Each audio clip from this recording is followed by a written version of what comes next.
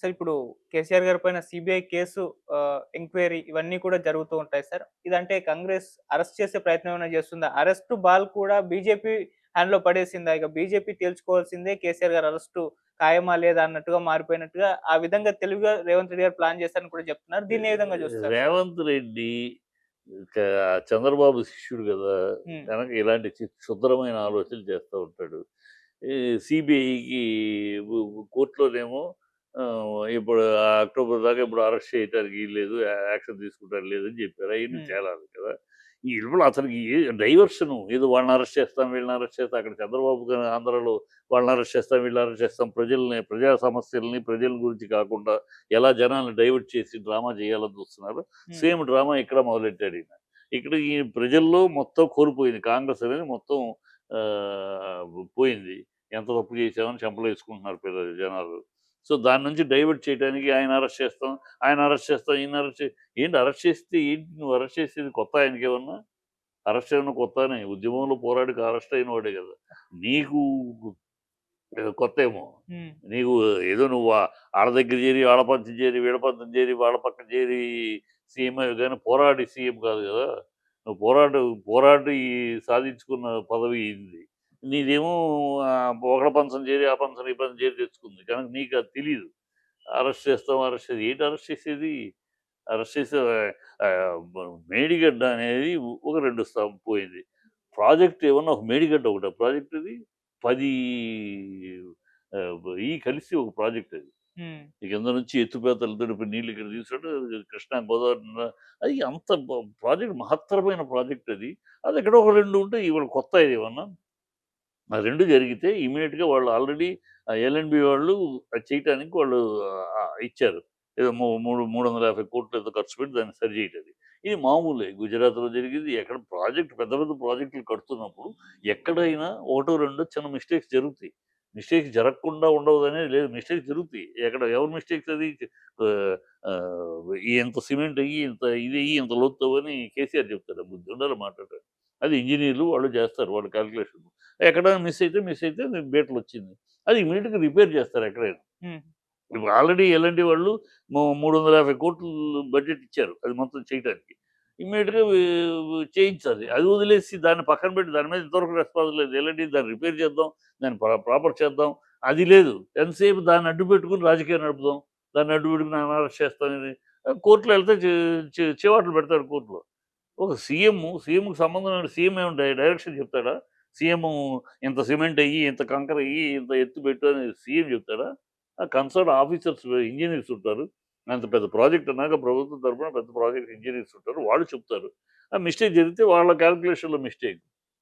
లేదా భూమి సారాన్ని జడ్జ్ చేసే నిపుణుల మిస్టేక్. ఈ భూమి సారం తక్కువుంది గనక దీంట్లో ఇంత పెడితే కుంగిపోదు. వాళ్ళ వాళ్ళ మిస్టేక్స్. సీఎంకేం సంబంధం అవుద్ది?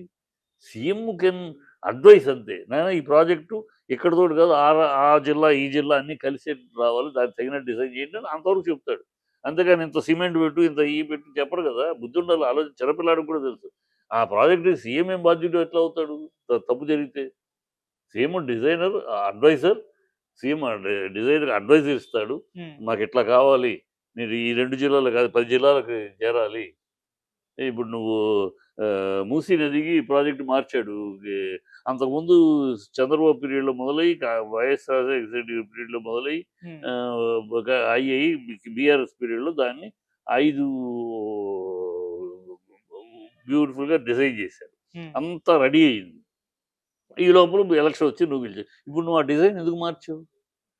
6 జిల్లాల డిజైన్‌ని మార్చి మొత్తం ఊరంతా ముక్కు ఇలా చూపించేటట్టు 12 జిల్లాలకి కలిపి దాన్నెందుకు పెంచావు? ఎందుకు నువ్వు అడిగావు. నాకు అయి గూడా ఈ ఈ కాదు ఆ జిల్లాలు గూడా కావాలి. సో, వాళ్ళు డిజైన్ చేశారు. ఓకే. అంతే గదా! అట్లాగే ఆయన ఆ సలహా వరకు చెప్తారు. మాకిట్లా కావాలి. ప్రభుత్వం ఏం చెప్తుందంటే, నాయనా ఈ 3 జిల్లాలు కదా! ఆ 3 జిల్లాలు కూడా కలవాలి. ఆటిలికి కూడా నీళ్లు రావాలి. దానికి తగినట్టు ప్రాజెక్ట్ డిజైన్ అంతవరకు చెబుతుంది ప్రభుత్వం. దాన్ని డిజైన్ చేసేవాడు ఆఫీసరు. వర్క్ ఎగ్జిక్యూట్ చేసేవాడు ఎగ్జిక్యూటివ్ ఇంజినీర్. వాళ్ళు చేస్తారు. అక్కడ తప్పేం చేస్తే వాళ్ళకి చెప్పాలి. ఈ సి సీఎం అంటాడేంటి? కామన్ సెన్స్ లేదు. ఒక ఇంగిత జ్ఞానం లేదు. ఏదో వాగేయటం ప్రజలకి, పామరులకి ఇయన్నీ అర్థం కాదు కదా! కాళేశ్వరం పోయింది, కాళేశ్వరం పోయింది. కాళేశ్వరం పోవటం ఏంటి? 10 ప్రాజెక్టుల కాంబినేషన్ అది. దాంట్లో ఒక 2 స్తంభాలు పోతే కాళేశ్వరం పోయిందా? ప్రజలకేమో ఈ మీడియా ఒకటి, మీడియా అమ్ముడుపోయిన మీడియాలు. ఎవరికి బాగా తాళం వేయటుంటే ఈ తాళం వేయటమే విశిష్టణ, మంచి, చెడు కాదు. ఒకటే భజన చేయటమే. అట్లా తయారైపోయింది. బుద్ధి జ్ఞానం అరెస్ట్ చేస్తే ఏంటి? అరెస్ట్ చేస్తే ప్రజలు తిప్పి కొడతారు. కేసీఆర్‌ని అరెస్ట్ చేయాలనే ఆలోచనే ప్రజలు ఇప్పటికే తిడుతున్నారు. ఆ నోరేంటి? ఆ మాటేంటి? ఒక పద్ధతి లేదు. ఒక సీఎం మాట్లాడే తీరు లేదు. గాలితనంగా, రౌడీతనంగా మాట్లాడుతున్నారు. అన్ని నోరు తెరిస్తే గాలితనం మాటలు తప్పితే ఒక డీసెంట్‌గా, డిగ్నిఫైడ్‌గా ఒక సీఎం హోదాకు తగినట్టు లేదు అని అప్పుడే ప్రజలు అనుకుంటున్నారు. ఇంకా రేపొద్దునే కొడతారు. ఓకే. సో, దీని పట్ల ఎంటైర్ ఈ వ్యవహారం ఎంత బయట జరుగుతున్నా కేసీఆర్ గారు మాత్రం మౌనంగానే ఉన్నారు సార్. ఆయన ఎక్కడ కూడా బయట మాట్లాడే ప్రయత్నం అయితే చేయట్లేదు. దీనికి గల కారణం ఏమన్నా ఉందా సార్? ఏమున్నదమ్మా, ఆయన స్టైల్ అంతే. హ్మ్. ఆయన ఎప్పుడు ఊగులులో రేవంత్ రెడ్డి లాగా మాట్లాడాడు. ఆయన ఎప్పుడైనా ఎప్పుడు మాట్లాడడు. హ్మ్. ఆయన స్టైల్ గాని, రాజశేఖర రెడ్డి స్టైల్ గాని, ఎప్పుడైనా వీళ్ళు లొడలొడని మాట్లాడటం విన్నావా ఎప్పుడన్నా? ఈ రేవంత్ రెడ్డి మాట్లాడతాడు లొడలొడని ప్రతిదానికి యేసుకుని, గాలి నోరేసుకుని గాని, అందుకని ఈయన మాట్లాడుతున్నాడు కనుక ఆయన ఎప్పుడు మాట్లాడలా. 10 ఏళ్ళు సీఎంగా ఉన్నప్పుడు ఎప్పుడు అవసరమైనప్పుడు ఆయన గొంతిప్పుతాడు. మేధావులు గాని, యుక్తిపరులు గాని, ఆలోచనా పరులు గాని వాగరు. ఖాళీ బిందె శబ్దం చేస్తది. నిండుకుండ తొణకదు. ఓకే. అదే what to do, how to do, how to proceed అనేది ఒక ఆలోచిస్తాడు. స్కెచ్ చేస్తాడు. ప్లాన్ ఏస్తాడు ఆయన. హ్మ్. వీళ్ళలాగా పిచ్చి పిచ్చిగా వాగటం, మళ్ళీ వెనక్కి తీసుకుంటాం, మాట అంటాం, మాట వెనక్కి తీసుకుంటాం. ఆ! సినిమాలకి బెనిఫిషియల్ ఇవ్వమంటాం. మళ్ళీ నెల రోజుల గ్యాప్‌లోనే ఇంకో సినిమాకి ఇచ్చేయటం. హుహు. ఇలా పూటకొక మాట, రోజుకొక మాట మాట్లాడే బాపతగా ఉండదు ఇలాంటి లీడర్స్. ఓకే. వాళ్ళు ఆలోచించి ఒక మాట మాట్లాడారంటే పకడ్బందీగా కత్తిలాగా ఉంటుంది. అందుకని ఆయన మాట్లాడు. ఎందుకు మాట్లాడాలి? వీళ్ళు వాగుతున్నారని ఆయన వాగాలా?